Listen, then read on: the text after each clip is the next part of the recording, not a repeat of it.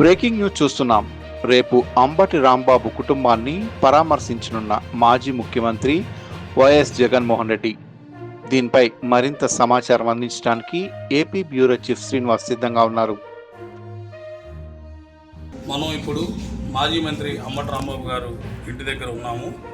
అయితే రేపు మాజీ ముఖ్యమంత్రి ఎవరైతే ఉన్నారో జగన్మోహన్ రెడ్డి అంబటి రాంబాబు గారి ఫ్యామిలీని పరామర్శిస్తానికి వస్తూ ఉంది. అయితే ఇప్పుడు ఆయన పార్టీ కార్యాలయంలో మనం ఉన్నాము. ఈ పార్టీ కార్యాలయంలో చూడొచ్చు, ఆ రోజు టీడీపీ కార్యకర్తలు అయితేనేమో నాయకులు అయితేనేమో వాళ్ళందరూ చేసిన దాడిలో ఇక చూడండి, కుర్చీలు సోఫాలు ఇవన్నీ కూడా మొత్తం ధ్వంసమైనట్టుగా మనం చూస్తూ ఉన్నాము.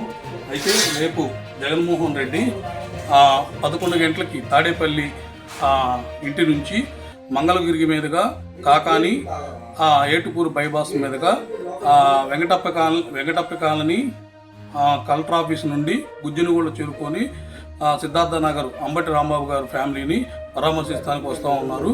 అయితే వీళ్ళ మీద ఇప్పుడు దాకా ఈ అంబటి రాంబాబు గారు గృహం మీద ఎవరైతే దాడి చేశారో ఆ దాడిలో మొదటగా ఎమ్మెల్యే గారు ఎవరైతే ఉన్నారో గల్లా మాధవి గారు తన భర్త గారైన రామచంద్ర గారి మీద కేసు పెట్టాలని అంబటి రాంబాబు గారి కుమార్తె గారు నిన్న కోరటం జరిగింది. అయితే మనకి ఈరోజు మధ్యాహ్నం వాళ్ళిద్దరి మీద కూడా కేసు పెట్టినట్టుగా తెలుస్తూ ఉంది. అది ఎంతవరకు ఏందనేది మనం చూడాల్సి ఉంది.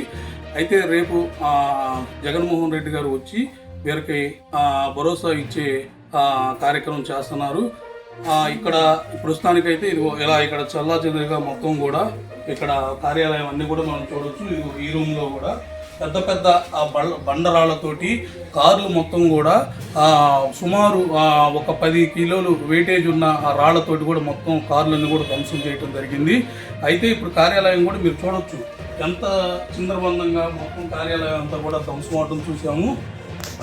అయితే అంబటి రాంబాబు గారు కుమార్తె ఎవరైతే ఉన్నారో ఆ కుమార్తె గారు మాట్లాడుతూ మా నాన్నగారు ఏమన్నారు, సరే సీఎం చంద్రబాబు నాయుడు మీద చేయటం అలాంటి వ్యాఖ్యలు కరెక్ట్ కాదు, దానికి మా నాన్నగారు పశ్చాత్తాపడి ఇంటికి వచ్చి ప్రెస్ మీట్ పెట్టి నాది తప్పే అయిందని మా నాన్నగారు చెప్పినా కూడా ఇక్కడున్న టీడీపీ కార్యకర్తలు అందరూ కూడా ఆడవాళ్ళని కూడా చూడకుండా సరే మా నాన్నగారు పార్టీ ఆఫీస్లో ఉంటే సరే పార్టీ ఆఫీసు అన్న ధ్వంసం చేస్తారని అనుకున్నాం. అలా కాకుండా మహిళలు మేము అందరం ఉన్నాం ఒంటరిగా, మా మీద రాళ్ళు పెద్ద పెద్ద బండలతోటి చెలరాకపోయారు. మా ప్రాణాలకి ఎవరు కారణమని హోమ్ మినిస్టర్ అనిత గారిని కూడా కోరటం జరిగింది. చూడొచ్చు, ఇదిగో చూడండి ఇక్కడ ఎంత పరిసరం మొత్తం కూడా ధ్వంసమైనట్టు కూడా మనం చూస్తూ ఉన్నాం.